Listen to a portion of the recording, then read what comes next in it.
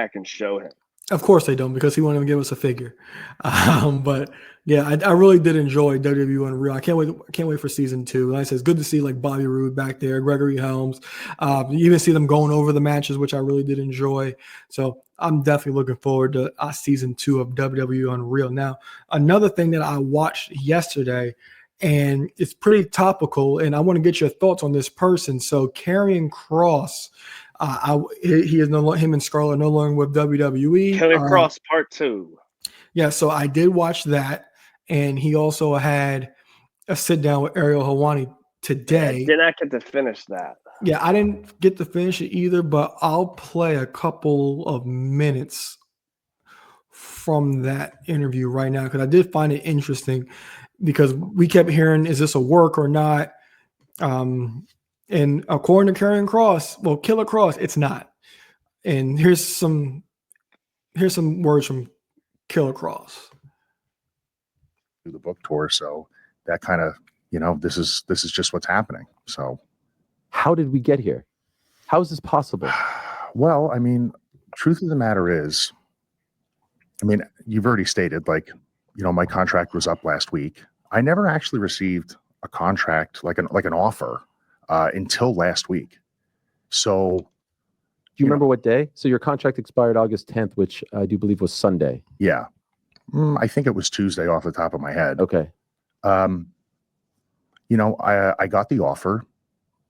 I wanted to know how they came to the valuation of that offer.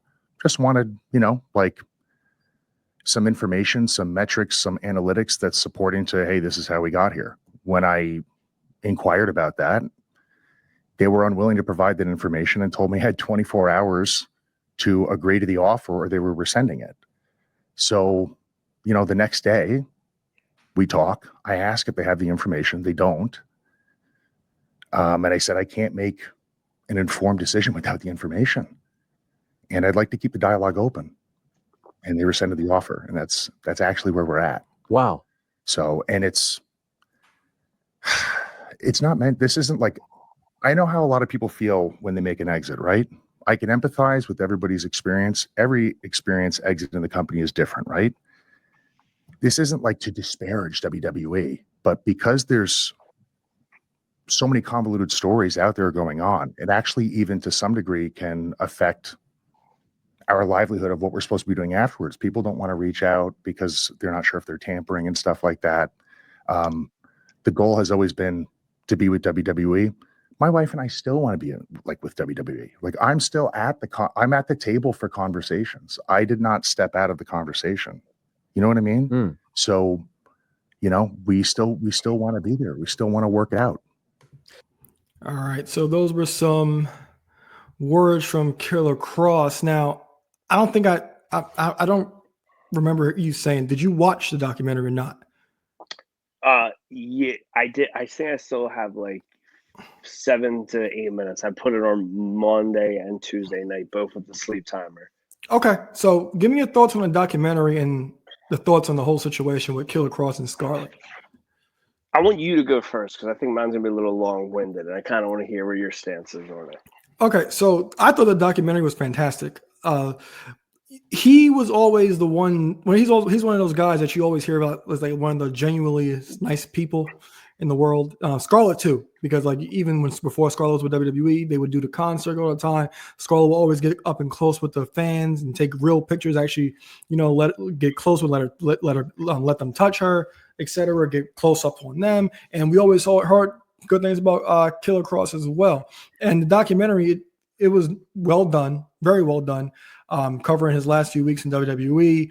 A lot about his book. I thought a lot about his book and his family came to come to his book signings, and I thought it was a really well documented journey until his final days in WWE.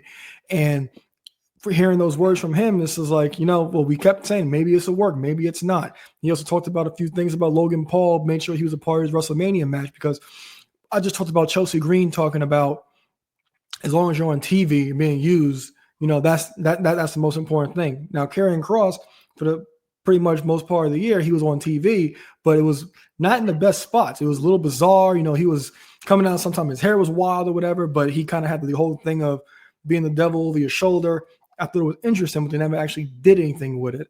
And I've always All been backstage stuff, very minimal in-ring stuff. Yeah, and I've always been a big proponent because like the presentation has always been there. The delivery of anything he's given has always been there. It's just the fact that when he goes out there, there's nothing much of substance because he's not doing anything important. Now, maybe if he's doing something important, it will come off a little bit different. But anytime he was pretty much out there, it didn't feel like it was any value or it's going to lead to anything when it came to Karrion Kross. And when it came to him, I think they left money on the table. I think they even left more money on the table with Scarlett as well. So you can go on ahead and give your thoughts.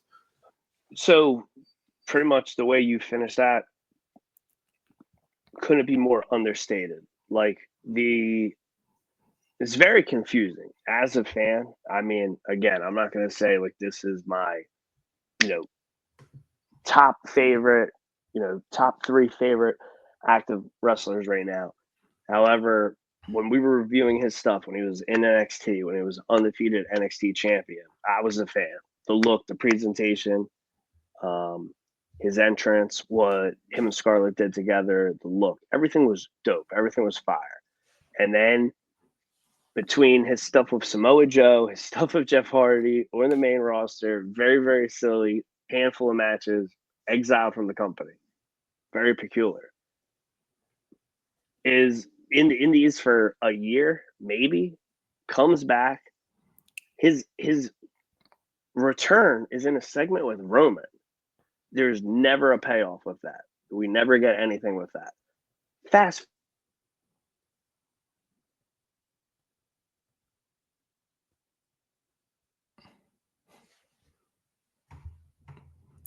We're having a bit of technical difficulty, guys.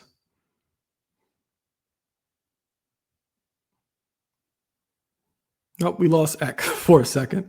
So to finish off with Karrion Kross, so when it came to him, he had when he first re-debuted. Eric was talking about it. I believe he re-debuted in the segment with Roman Reigns, and I thought it was actually well done. Okay, he's back. Yeah. Go ahead. I got you.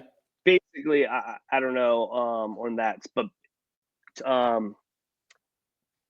the follow-up, pretty much his entire time back has just never really made sense. We've had some feuds.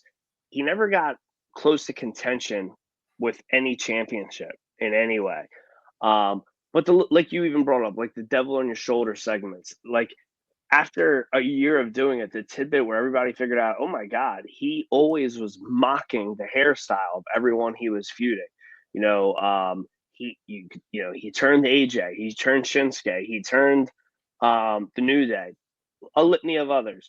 Shout out to the New Day, Xavier Woods giving the TikTok nod to him on Raw. The guy, and like you mentioned, like the documentary shows how he's like genuinely liked, a real good guy. He's obviously portrayed as a heel his entire run in WWE, but he's clearly a babyface. And the crowd's chanting "We want Kross." The documentary shows he's a babyface waited and take off. I mean, they got the pot's cooking and they're just putting the lid on and saying nobody's gonna eat. It doesn't make any sense. Again, it's weird. It's eerie to me. He had the international show and then he just wrestled at SummerSlam. Before that, his last PLE match, we were sitting next to each other at WrestleMania 40 in a 6-man tag. Mm-hmm. It's just wild. I hope the best for him. I can't help but not think this is like a WWE Unreal storyline. I just hope if it is, they put the rocket on him when he comes back. If not, I really feel like, the guy's fumbling a lot of his time, and I hope he goes to another promotion and they get to do something right with him because, he's obviously got the gas in the tank, and wherever he shows up right now, it's a hot ticket. This isn't not to be rude to anyone, but this isn't, Braun Strowman, who's, been hot, cold, got out of WWE, been released twice. And there wasn't like big smoke with him when he was let go. If he were to show up somewhere it'd be like, oh, cool, he's here. But this is somebody that's a hot ticket, hot item right now, and he's, you know, one of the most highly tweeted things about this weekend, highly trending things this weekend. Yeah, and another thing about that is he talked about the quote unquote shoot promo after WrestleMania, how that was like it was scripted, not a shoot, and he wanted the company to know that it was a he went out of his way to make sure that they realized. Yeah, he wanted to be kayfabe. Well, he didn't want it to be known as a shoot or whatever. So I thought that was really interesting, but they didn't put it out that way. But like I said, even in, like, there was a scene over SummerSlam weekend. It's interesting because that documentary was put together pretty quick. Well, the ending of it, because SummerSlam was just a week and a half ago. And so there was a scene where I guess him and Scarlett were heading out from their autograph signing, and there was one guy left and said that, I'm not sure if they said they sold out or it was time for them to leave, and they said, come on, take a picture, and Scarlett was like, they charge you, I'll pay for it. So that's stuff that you do like to see. But like I said, two of the most genuinely nice people that you always hear about in wrestling. I hope he does get on his feet, but I kind of wish it was with WWE. Hope it is with WWE, because that presentation and stuff, I think it's meant for that scale. I don't think it'll be as prominent in TNA or AEW. And like I said, like, it doesn't have to be for the world title or anything like that. It's just get this guy on TV doing something important and with some relevance. My apologies. There's a technical issue. The audio there was like a piano going off in my ear for a second. If you want to redo that question quick. Oh, no. What I was saying was I hope he resigns with WWE if he is to sign somewhere, because I think that presentation needs to be on that scale. And I don't think TNA, AEW can do it, but I think it'll look the best in WWE. For sure. Anywhere else would just water it down. And and especially with how much he's saying, I don't know if you listen to any of like his interviews on like Chris Van Vliet, or like he even like subbed in as like a random fill-in with Will Sasso and Jesse Ventura, just to do his Jesse Ventura impersonation, which you can tell, like, the guy is a true fan. He's, proud of his craft, and it's just so much untapped potential. Yeah. I'm hoping the best for him, because like I said, like, and this is something that's also pretty like organic, because like, like, especially in today's world with the internet, like the internet reacts to something, is like, yeah, you might be the flavor of the week for a couple of weeks or whatever, but now this has been consistent. So I'm interested to see what happens with that. Now